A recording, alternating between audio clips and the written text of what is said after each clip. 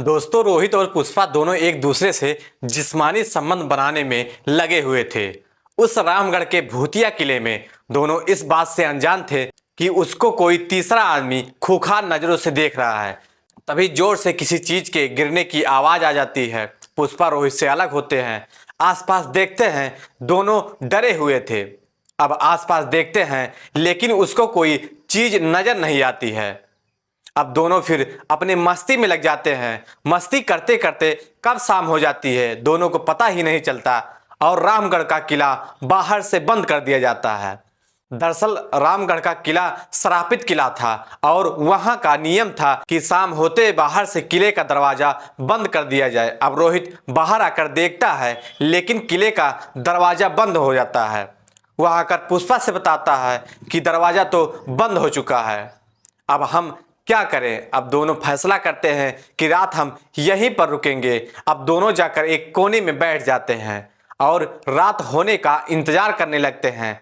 रामगढ़ के किले में यह भी कहा जाता है कि वह एक श्रापित किला है। कई लोग जाने अनजाने में रात में वहां पर रुक जाते हैं।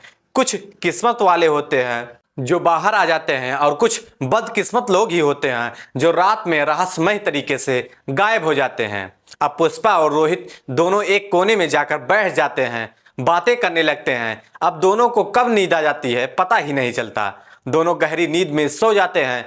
आधी रात के बाद पुष्पा को महसूस होता है कि उसके प्राइवेट पार्ट को कोई टच कर रहा है। अब पुष्पा नींद में थी, वो बोलती है और सोचती है कि रोहित ही होगा। वो रोहित से बोलती है कि कल सुबह कर लेना। अब रोहित रहने दो, लेकिन जो छेड़खानी की हरकत थी वो बढ़ती ही जा रही थी। तभी पुष्पा की आंख खुलती है और वो सामने देखती है तो रोहित सामने लेटा हुआ था। फिर उसके बगल में कौन लेटा है। अब जैसे ही वह बगल में देखती है उसके होश उड़ जाते हैं। वो चीखने की कोशिश करती है लेकिन वह भूत का साया उसका मुंह दबा लेता है। मुंह दबाने के बाद वो भूत का साया एक झटके से पुष्पा के सारे कपड़े उतार देता है। अब पुष्पा चीखने की कोशिश कर रही थी लेकिन चीख नहीं निकल पा रही थी। अब भूत का साया पुष्पा के साथ बहुत क्रूर तरीके से जिस्मानी संबंध बनाने लगता है। अब पुष्पा की हालत खराब होने लगती है लेकिन वह कुछ बोल नहीं पा रही थी क्योंकि जो भूत का साया था उसने पुष्पा के ऊपर पूरा कब्जा कर रखा था।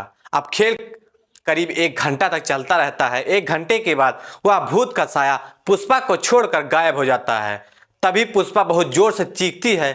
चीख सुनकर रोहित उठ जाता है, उसके पास आता है और पूछता है क्या हुआ है। पुष्पा सारी घटना बता देती है। अब घटना सुन के रोहित के रोंगटे खड़े हो जाते हैं। अब दोनों सुबह होने का इंतजार करते हैं। जैसे ही सुबह होती है वह दोनों आनंद फानन में वहां से निकल जाते हैं। सबसे पहले आप लोगों को यह बताते हैं कि कौन थी पुष्पा, कौन था रोहित और दोनों श्रापित भूतिये किले में करने के लिए क्यों आए थे। कहानी में आगे बने रहिए, अभी बहुत कुछ होना बाकी है। कहानी में अंत तक बने रहिएगा। तो दोस्तों, गुड मॉर्निंग, नमस्कार, सत श्री अकाल। एक बार फिर से आप तमाम लोगों का स्वागत है स्टोरी बाई क्राइम 100 की इस एपिसोड में। उम्मीद है कि पूरी फैमिली अच्छी होगी, अपना और अपनों का ख्याल रख रही होगी। दोस्तों, आज की जो सच्ची घटना मैं आपको सुनाने जा रहा हूं, यह सच्ची घटना 10 मई सन 2012 का राजस्थान का एक जिला लगता है अलवर। अलवर की एक पॉश कॉलोनी है विजयनगर। विजयनगर के रहने वाले प्रमोद साहू की एकलौती बेटी पुष्पा, जो पुष्पा थी वह 12 की स्टूडेंट थी, पास के कॉलेज में पढ़ती थी। जो प्रमोद साहू थे इनका प्रॉपर्टी डीलिंग का काम था। विजयनगर में इनकी काफी धाक थी, काफी संपन्न परिवार के लोगों में इनका नाम आता था। जो पुष्पा थी, पुष्पा पास के कॉलेज में पढ़ती थी। पुष्पा का एक बॉयफ्रेंड था जिसका नाम रोहित था। दरअसल रोहित और पुष्पा यह दोनों बचपन के दोस्त थे और इनका परिवार भी एक था। दोनों की शादी पहले से ही तय कर दी गई थी और यह बोला गया था कि पहले इंटर कर लो, उसके बाद दोनों की शादी कर दी जाएगी। अब दोनों साथ में कॉलेज जाते हैं, खूब मस्ती करते हैं, दोनों दिन भर गायब रहते हैं लेकिन दोनों के परिवार वाले कुछ भी नहीं बोलते हैं। दोनों की आगे शादी होने वाली थी। एक दिन पुष्पा रोहित से कहती है कि उसका मन कर रहा है कि रामगढ़ किला घूमने की। अब रोहित सुनता है तो बोलता है कि देखो, भूतिया किला है, वहां जाने से कोई फायदा नहीं है। एक काम करो, चलो जयपुर घूमने चलते हैं। लेकिन पुष्पा जिद करने लगती है कि नहीं, उसको रामगढ़ ही जाना है किला देखना है। अब रोहित कहता है कि नहीं, वहां जाने में कोई फायदा नहीं है। तो पुष्पा बोलती है कि तुम वैसे तो बहुत मर्द बनते हो, भूत नाम से डर गए, भूत कुछ भी नहीं होता। अब रोहित जो था उसके ईगो पर बात आ जाती है। वो तैयार हो जाता है कि ठीक है, एक काम करते हैं, कल चलते हैं, घूम कर आते हैं, लेकिन एक शर्त है कि मैं तुमसे मस्ती करूंगा वहां पर। अब यह सुन करके थोड़ा पुष्पा शर्मा जाती है। उसके बाद दोनों वहां से चले जाते हैं।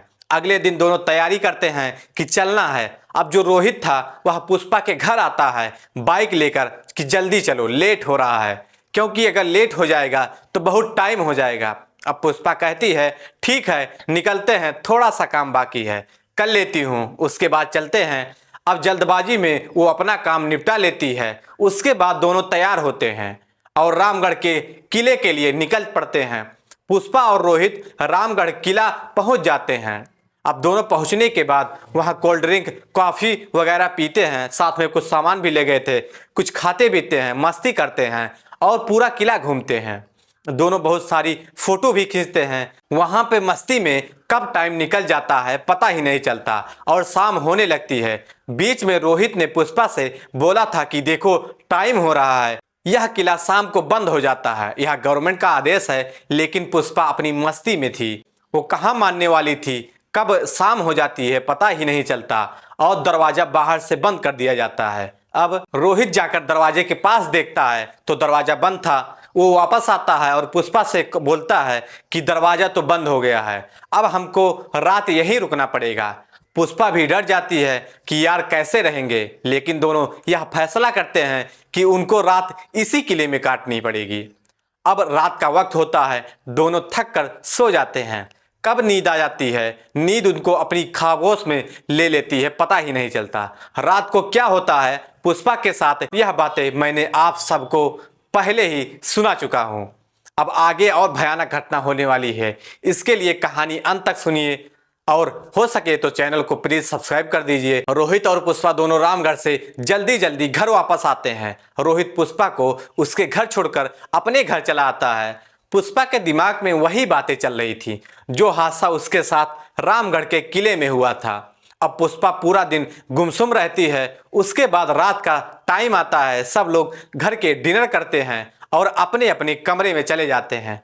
पुष्पा जाकर सो जाती है, लेकिन सोने के बाद वह सोचती रहती है जो घटना उसके साथ घटी हुई थी। कब उसको गहरी नींद आ जाती है पता ही नहीं चलता। आधी रात के बाद फिर इसको कोई टच करने लगता है, उसके प्राइवेट पार्ट को छूने लगता है। अब पुष्पा नींद में सोचती है कि यार रोहित तो ये नहीं होगा, रोहित तो अपने घर गया हुआ है, फिर कौन हो सकता है। यह सोचकर जैसे ही वह पलटती है उसकी चीखें निकलने वाली होती हैं। उससे पहले वह भूत का साया पुष्पा के मुंह को दबा देता है।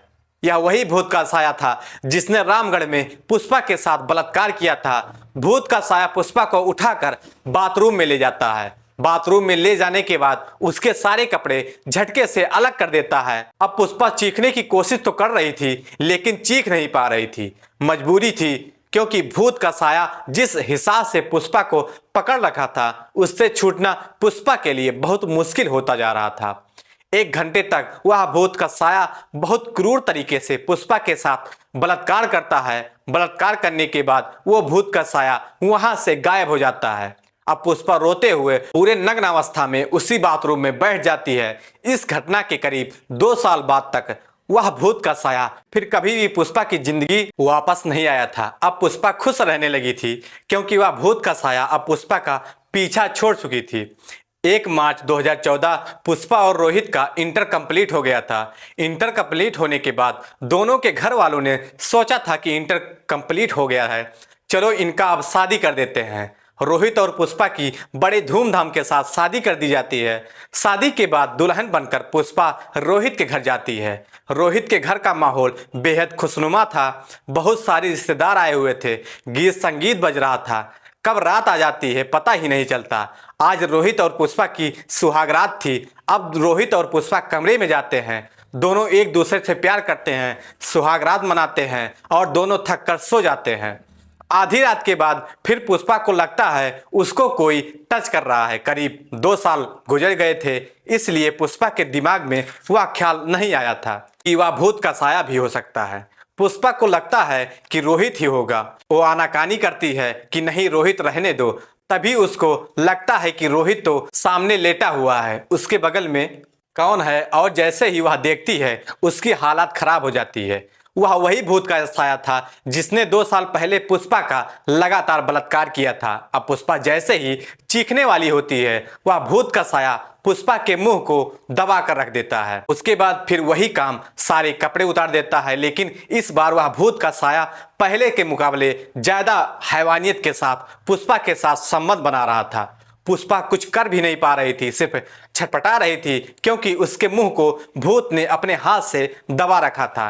1 घंटे तक बहुत जबरदस्त तरीके से वह भूत का साया पुष्पा का लगातार 1 घंटे तक बहुत जबरदस्त तरीके थे वह भूत का साया पुष्पा का बलात्कार करता है। 1 घंटे के बाद जब वो पुष्पा को छोड़ता है तो गायब हो जाता है। गायब हो जाने के बाद पुष्पा जोर जोर से रोने लगती है। रोने की आवाज सुनकर रोहित उठ जाता है और पूछता है क्या हुआ।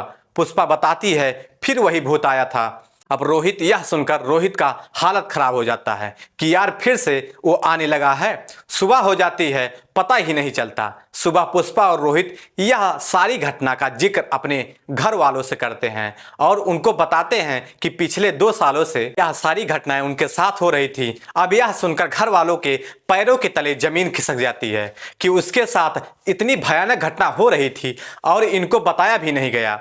अब घर वाले यह सोचते हैं कि इसका इलाज क्या है, इसका डॉक्टरी का कोई इलाज है या नहीं है, यह पता नहीं।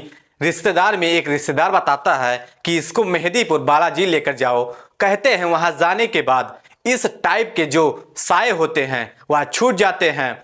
अब आनन फानन में घर वाले कार निकालते हैं, पुष्पा को बैठाते हैं, रोहित को भी बैठाते हैं और मेहंदीपुर बालाजी निकल जाते हैं। जैसे ही मेहंदीपुर में पुष्पा बालाजी के दर्शन करती है उसको बहुत महसूस होता है, उसको लगता है कि वो बहुत हल्की सी हो गई है। दर्शन करने के बाद पुष्पा वापस घर आ जाती है। दर्शन के बाद वह भूत का साया दोबारा कभी भी पुष्पा की जिंदगी में वापस नहीं आया। पुष्पा अब बालाजी की बहुत बड़ी भक्त हो गई है। वह महीने में 1 से 2 बार मेहंदीपुर बालाजी जरूर जाती है। फिलहाल पुष्पा की जिंदगी बहुत अच्छी तरीके से कट रही है। तो दोस्तों इस कहानी को सुनाने का उद्देश्य किसी को परेशान करना नहीं था, किसी का दिल दुखाना नहीं था, हालांकि आप लोगों को जागरूक करना था, आप लोगों को सचेत करना था। तो दोस्तों कहानी कैसी लगी कमेंट सेक्शन में ज़रूर बताएं। अगर चैनल पर नए हैं तो चैनल को सब्सक्राइब करें, शेयर करें और ज़्यादा से ज़्यादा लाइक करें ताकि हमें भी मोटिवेशन मिलता रहे। तब तक के लिए जय हिंद, जय भारत।